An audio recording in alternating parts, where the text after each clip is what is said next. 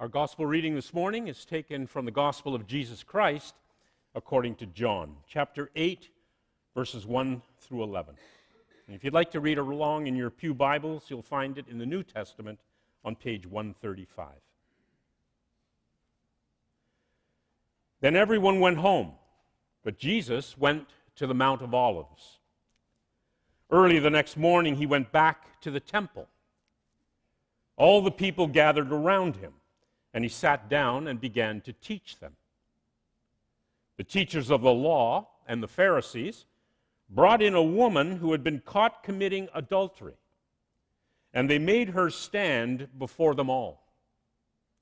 "Teacher," they said to Jesus, "this woman was caught in the very act of committing adultery. In our law, Moses commanded that such a woman must be stoned to death. Now what do you say?" They said this to trap Jesus so that they could accuse him. But he bent over and wrote on the ground with his finger. As they stood there asking him questions, he straightened up and said to them, "Whichever one of you has committed no sin may throw the first stone at her." Then he bent over again and wrote on the ground. When they heard this, they all left, one by one, the older ones first. Jesus was left alone, with the woman still standing there. He straightened up and said to her, "Where are they? Is there no one left to condemn you?" "No one, sir," she answered. "Well then," Jesus said, "I do not condemn you either. Go, but do not sin again."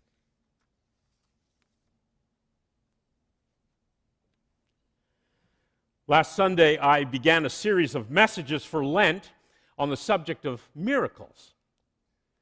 Not the parting of the Red Sea kind of miracles, not the turning of water into wine kind of miracles, but the everyday, unexpected miracles that can burst into our lives, bringing with them the possibility of changing everything.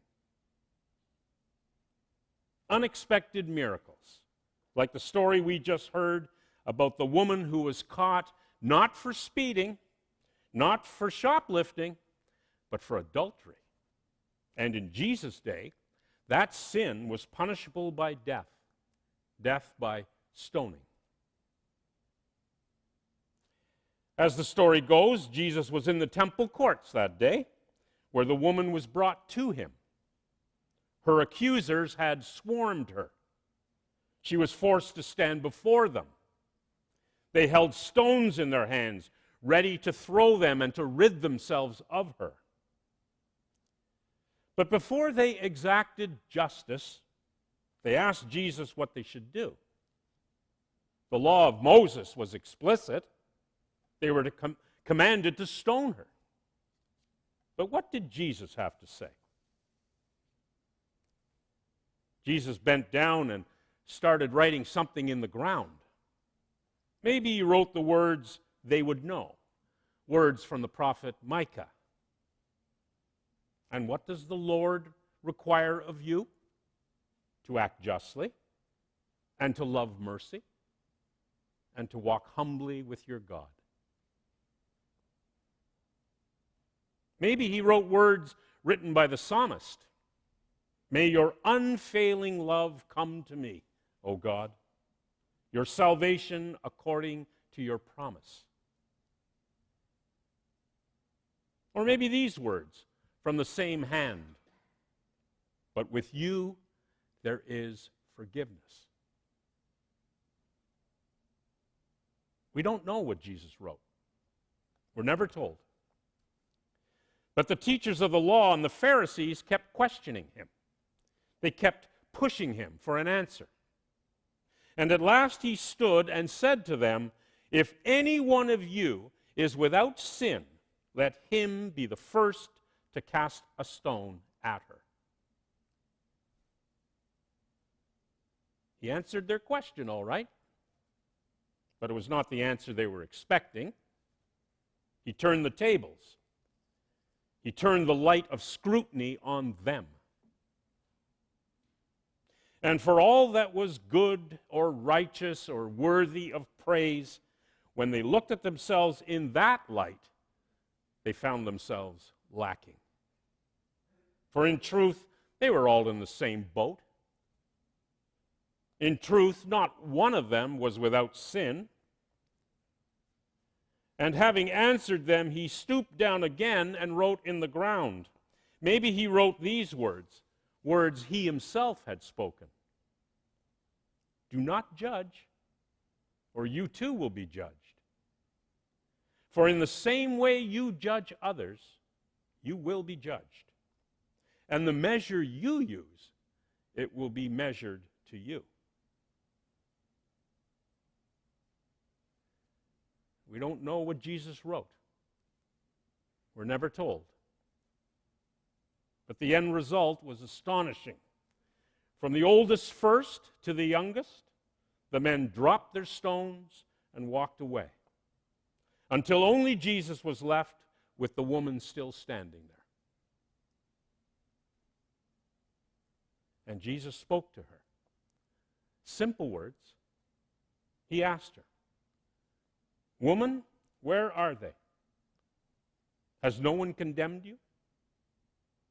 "No one, sir," she said.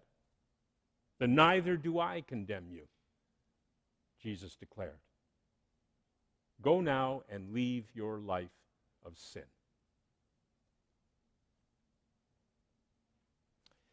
Jesus' words to her came unsought, but they came.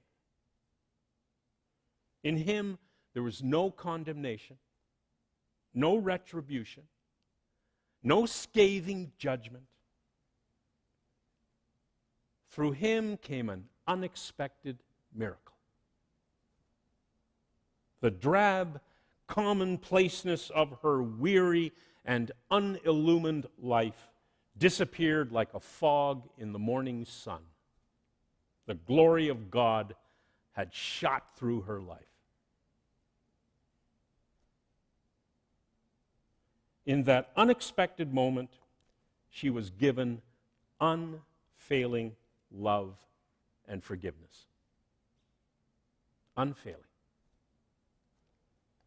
The salvation which God had promised was God's gift to her in Jesus. Jesus claimed another person whose soul was in the lost and found. The woman who stood in Jesus' presence was given many things in that precise moment. Quite literally, Jesus gave her life back. Her accusers were gone. The stones that once threatened to kill her now lay still in the dust. Jesus had cleared that page of her life. A fresh, new page was ready to be written. Someone said once that everyone has a past. I just don't want to be defined by mine. Jesus gave her the chance to begin a new past, realizing that today, well lived, makes every yesterday a dream of happiness, and every tomorrow a vision of hope.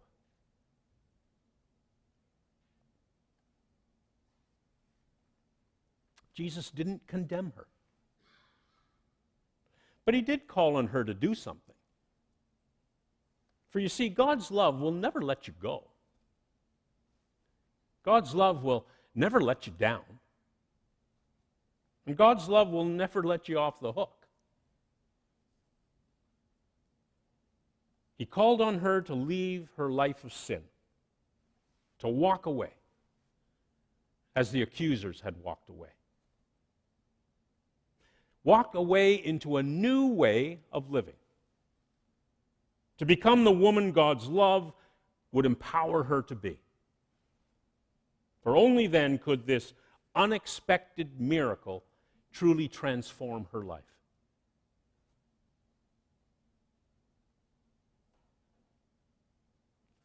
In a time long ago and a place far away lived two young men, much like the young men you may know today, much like the woman standing before Jesus.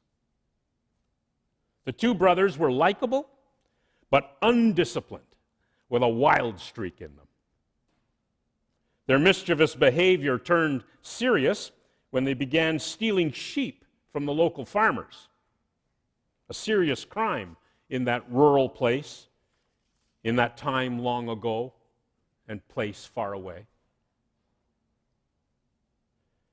In time, the thieves were caught, and the local farmers decided their fate. The two brothers would be branded on the forehead with the letters ST, standing for sheep thief. They would carry this sign with them forever. One brother was so embarrassed by this branding that he ran away. He was never heard from again. The other brother, filled with remorse and reconciled to his fate, chose to stay and make amends to the villagers he had wronged. At first, the villagers were skeptical and would have nothing to do with him. But he was determined to make reparations for his offenses. Whenever there was a sickness, the sheep thief came to care for the ill with a bowl of soup and a soft touch. Whenever there was work needing to be done, the sheep thief came to help with a lending hand. It made no difference if the person was rich or poor. The sheep thief was there to help. Never accepting pay for his good deeds, he lived his life for others. Many years later, a traveler came through the village. Sitting at a sidewalk cafe, eating his lunch, the traveler saw an old man with a strange brand on his forehead nearby. He noticed that all the villagers who passed the man stopped to share a kind word, to pay their respects.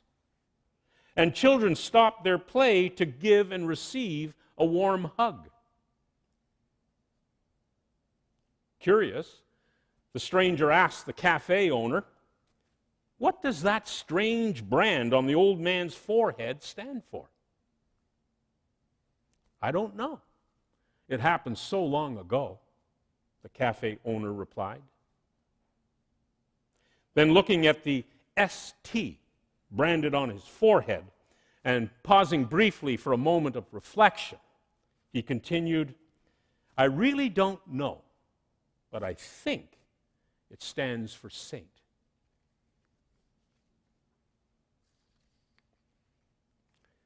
This woman, caught in adultery, now had the chance to become something or someone so much different.